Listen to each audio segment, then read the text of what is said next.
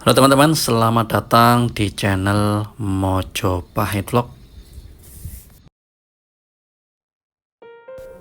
Hari ini Rabu 13 November 2024. Tahukah teman-teman bahwasannya 731 tahun yang lalu, yaitu tanggal 10 November 1293, ada yang mengatakan 12 November 1293 Masehi, Kerajaan Majapahit berhasil berdiri dengan rajanya yang pertama, yaitu Sang Ramawijaya, bergelar Kertarajasa Jayawardhana. Penobatannya sebagai raja pertama dari Majapahit ini terjadi pada tanggal 15 bulan Kartika tahun 1215, atau kalau dikonversikan ke dalam Masehi sekitar tahun 1293 Masehi.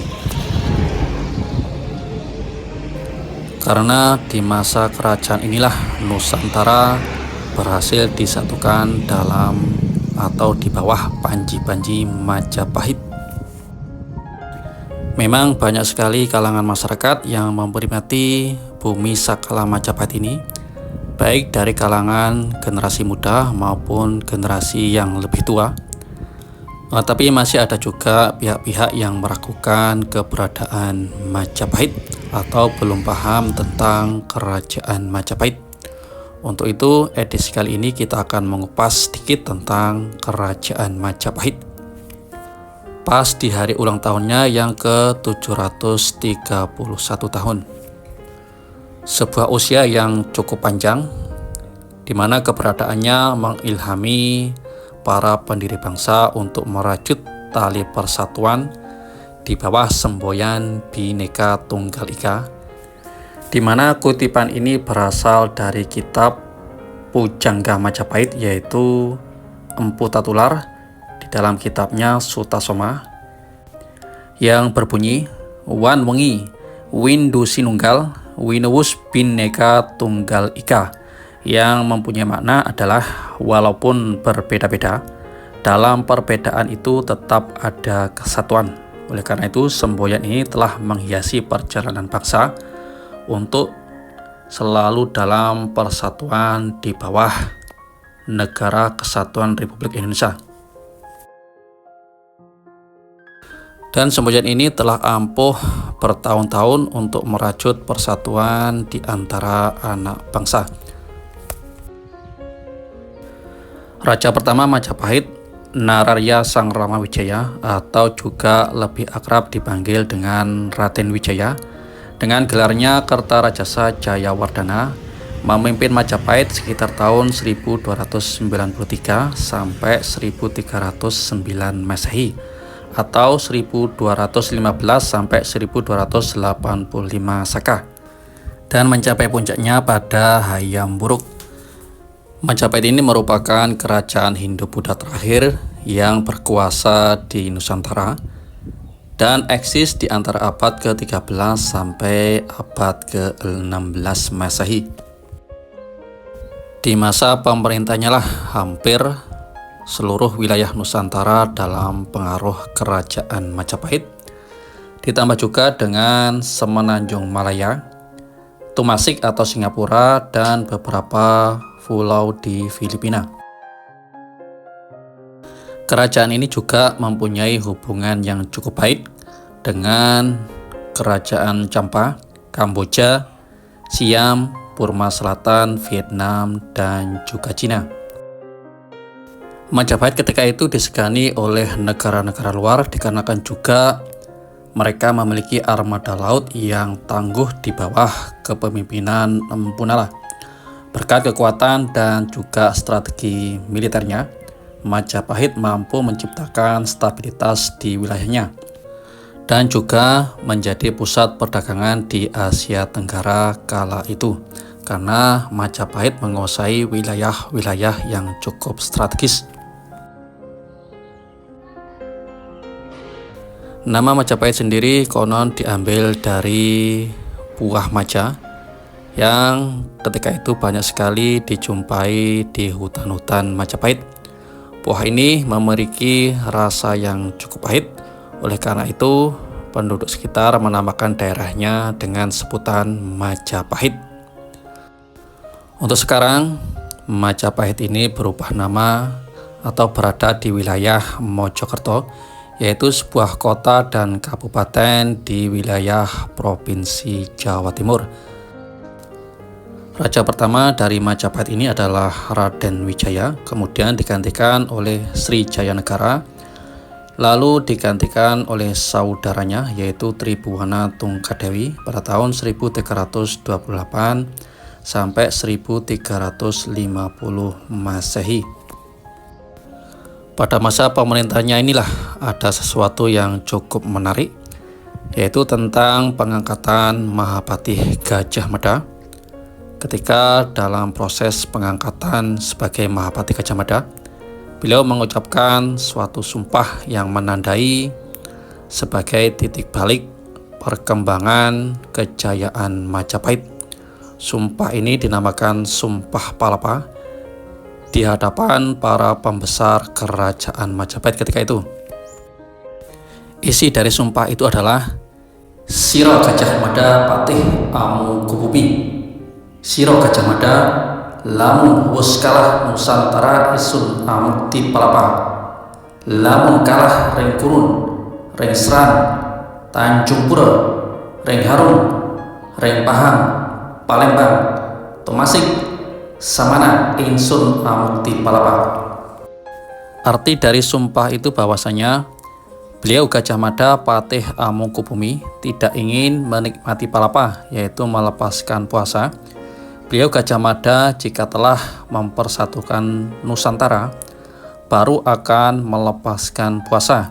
Jika mempersatukan Kurun, Seram, Tanjung Pura, Haru, Pahang, Dompo, Bali, Sunda, Palembang, Tomasik, barulah beliau akan menikmati palapa, yaitu melepaskan puasanya tersebut.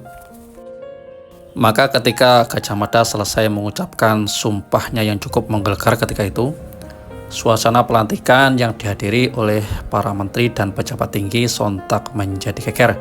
Tak terkecuali Ratu Tribhuwana Tunggadewi. Mereka terkesan dan juga takjub melihat sumpah tersebut. Namun tidak halnya dengan kembar yang pada saat itu merupakan salah satu pejabat penting Majapahit dan juga menjabat sebagai salah seorang menteri. Kembar malah menyambutnya dengan tawa yang cukup mengejek. Dia terang-terangan meragukan sumpah Amukti Palapa Gajah Mada.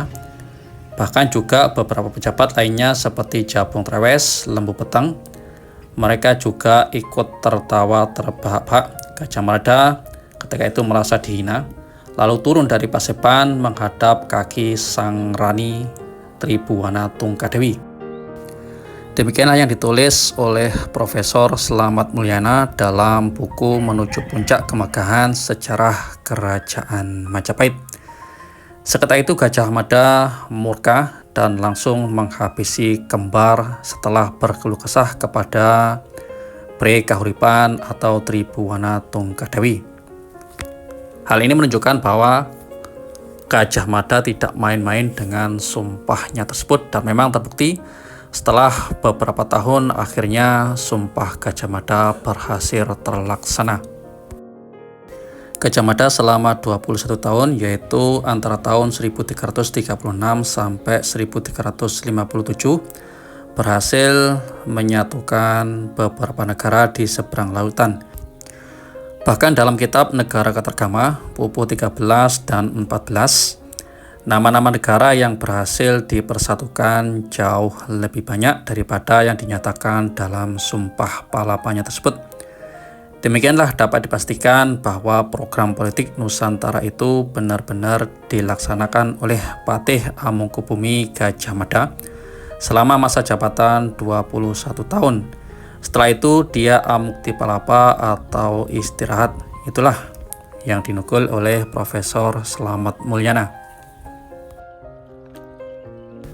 Kemudian ada juga yang menarik tentang Majapahit, yaitu bahwasannya pemerhati sejarah Majapahit Iwan Abdillah meyakini bahwa merah putih merupakan bendera kerajaan Majapahit, karena menurutnya Raden Wijaya ketika dilantik menjadi raja pertama Majapahit menggunakan Pataka Dwija Naga Nareswara dengan kain merah putih di bagian tengahnya.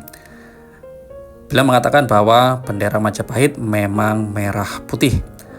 Tapi seperti apa, ini yang perlu dicari referensi lebih dalam lagi. Yang jelas, bendera merah putih ini dipasang di Pataka saat pelantikan Raden Wijaya yang menggambarkan gula dan kelapa, merah dan putih.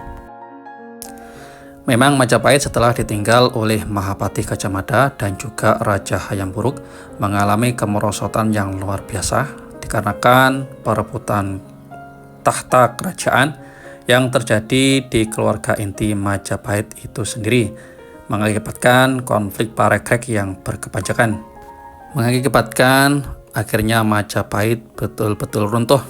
Tetapi sekarang kita masih bisa menyaksikan sisa-sisa kejayaannya yang bisa dinikmati oleh generasi yang akan datang. Memang tidak banyak, karena sebagian besar pusaka dan harta benda dari kerajaan Majapahit telah habis, hilang, dan juga dijarah oleh orang-orang yang kurang bertanggung jawab. Bahkan kita bisa melihat peninggalan-peninggalan Majapahit banyak tersimpan di museum-museum luar negeri, bahkan ada yang tersimpan di Amerika Serikat. Yaitu ada 4 buah tombak Pataka yang disimpan di The Metropolitan Museum of Art, New York, Amerika Serikat. Teman-teman yang berada di sana silahkan untuk mengecek keadaannya. Yaitu yang pertama adalah Pataka Sang Dwija Naga Nareswara, kemudian Pataka Sang Hyang Baruna, kemudian yang ketiga Pataka Sang Padmanaba Wiranagari, dan yang keempat Sang Hyang Naga Amawabumi. Demikian teman-teman, kilas balik sejarah tentang kerajaan Majapahit yang hari ini memperingati hari jadinya yang ke-731. Semoga sejarah tentang Majapahit ini bisa menambah wawasan kita semua guna mempererat tali persaudaraan dan kesatuan anak bangsa. Biarlah bendera merah putih yang dulu tertancap di bumi Majapahit namun akhirnya roboh, tetapi sekarang kita bisa menyaksikan bendera merah putih telah tertancap dari Sabang sampai Merauke. Rahayu.